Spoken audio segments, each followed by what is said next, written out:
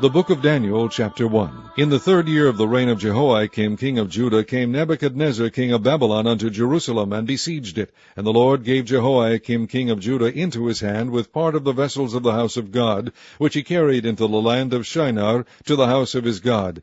And he brought the vessels into the treasure house of his God. And the king spake unto Ashpenaz, the master of his eunuchs, that he should bring certain of the children of Israel, and of the king's seed, and of the princes, children in whom was no blemish, but well favoured, and skilful in all wisdom, and cunning in knowledge, and understanding science, and such as had ability in them to stand in the king's palace, and whom they might teach the learning and the tongue of the Chaldeans.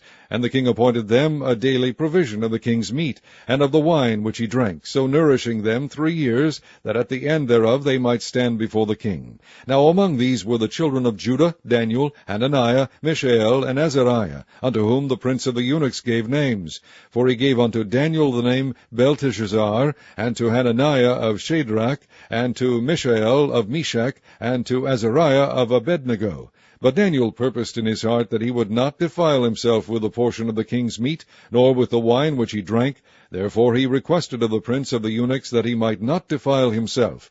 Now God had brought Daniel into favour and tender love with the prince of the eunuchs.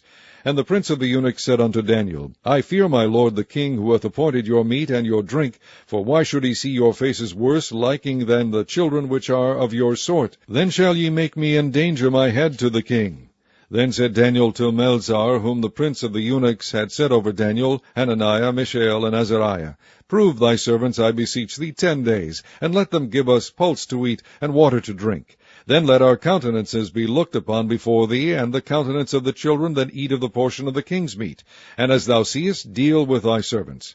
So he consented to them in this matter, and proved them 10 days. And at the end of 10 days their countenances appeared fairer and fatter in flesh than all the children which did eat the portion of the king's meat.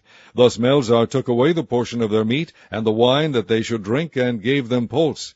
As for these 4 children, God gave them knowledge and skill in all learning and wisdom, and Daniel had understanding in all visions and dreams. Now at the end of the days that the king had said he should bring them in, then the prince of the eunuchs brought them in before Nebuchadnezzar. And the king communed with them, and among them all was found none like Daniel, Hananiah, Mishael, and Azariah. Therefore stood they before the king. And in all matters of wisdom and understanding that the king inquired of them, he found them 10 times better than all the magicians and astrologers that were in all his realm. And Daniel continued even unto the 1st year of King Cyrus.